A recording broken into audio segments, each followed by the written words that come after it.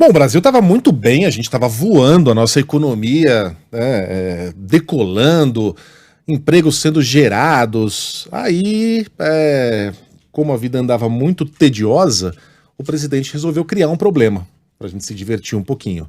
Sem ninguém pedir, sem nenhuma reivindicação, sem nenhum protesto de rua, nenhuma paralisação, ele resolveu do nada oferecer um aumento à sua base de policiais rodoviários federais, de policiais federais, só que deixou de fora as demais categorias do Serviço Público Federal, que obviamente não acharam graça nenhuma naquilo. Criado o problema, agora a gente tem esse abacaxi para descascar, porque se o mesmo aumento for oferecido para as demais categorias, e vai ser difícil o presidente escapar dessa, a gente vai ter mais um rombo no nosso orçamento, Juliana. E a Ju fez as contas para saber qual é o tamanho do pepino. Bom dia. Eita. Bom dia, tudo bem, Megali? Bom dia, Joia. Carlinha. Bom dia para você, ouvinte.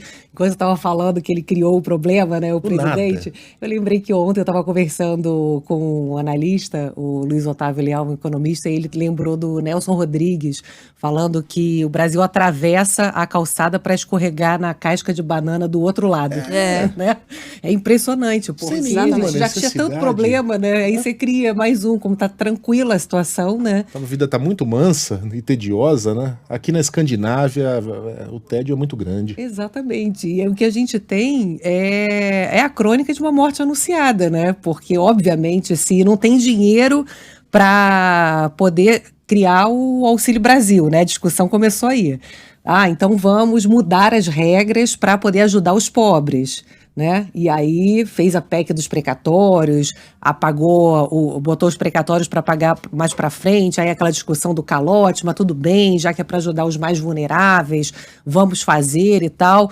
No final das contas, se abriu já um espaço no orçamento, mudando a regra do chamado teto de gasto, que foi uma regra importantíssima para a gente poder ter queda de juros nos últimos anos no Brasil, redução de inflação, porque o teto, embora tenha uma série de problemas de limitações e tal, e vários especialistas dizem que ele precisa realmente ser discutido, etc., mas se criou uma regra no Brasil para poder obrigar os parlamentares, né, colocar um teto, um limite, olha, só pode gastar X, como a gente faz na nossa casa. Então vamos obrigar os políticos a fazerem escolhas, porque historicamente no Brasil a gente sempre aumentou gasto e aumentou a carga tributária, né? Bota a população para pagar imposto. E aí se criou uma regra que, de fato, fez um benefício importante para a economia brasileira. Bom, vamos mudar essa regra, o mercado financeiro ficou estressado, o empresariado, etc., mas ok, era para ajudar os pobres.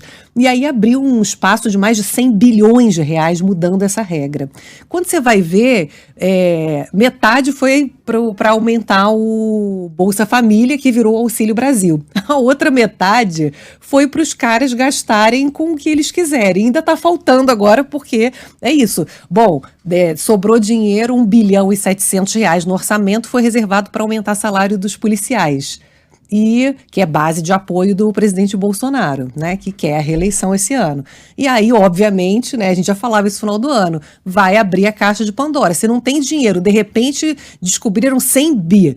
E aí tem dinheiro para aumentar até salário, aumentar fundo eleitoral. Eu me lembro que tinha uma coluna do Felipe Salto, que é especialista em contas públicas, né, no Jornal Estado de São Paulo no final do ano, que era Quem Quer Dinheiro, era o título dele. Porque no final das contas apareceu dinheiro para todo mundo, né, para tal das emendas parlamentares, né, que muita gente pergunta, mas são obras, né, importantes para aquecer a economia. Bom, mas são obras de interesse paroquial. Um dia desses apareceu aí um deputado que pegou dinheiro do orçamento secreto e fez uma estrada na fazenda dele.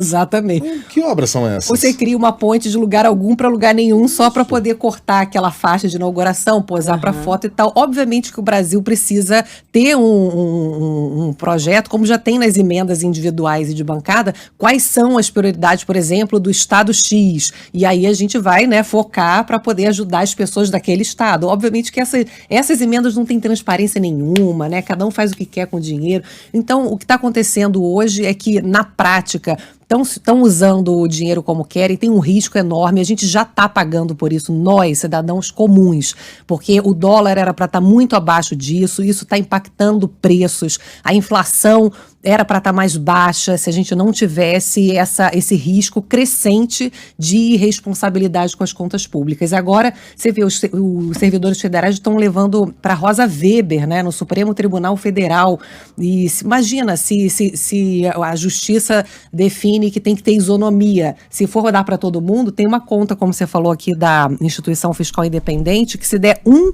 ponto percentual, um só de reajuste linear para todos os servidores públicos federais, custaria entre 3 e 4 bilhões de reais esse ano no orçamento. Então você vê o tamanho do problema. Se a inflação foi de 28% de 2017 a 21, os caras nem vão querer um ponto, né? Olha o tamanho do problema, como você falou, né? É uma casca de banana que a gente resolveu realmente atravessar a calçada para escorregar lá do outro lado. É inacreditável. E tanta gente passando necessidade, se sobrou dinheiro, dá para os mais pobres, para os mais vulneráveis, né? Olha o problemaço que a gente está criando na economia brasileira e responsabilidade fiscal e social, né? Faca serve para cortar comida, mas se você pegar uma faca e enfiar numa pessoa, você vira um assassino. Essas emendas do relator foram criadas para corrigir distorções no orçamento, não para distribuição generosa de dinheiro sem nenhuma transparência. Ah, mas é transparente, sai no Diário Oficial. Sai, mas você não sabe para quem foi, você não sabe quais são os critérios, você não sabe nada.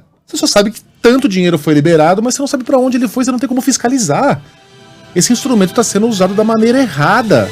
É praticamente uma compra de votos. Exatamente. E não há tempo para mais nada. Juliana Rosa volta amanhã. Um beijo, Ju. Um beijão, bom dia para todos. 9h15.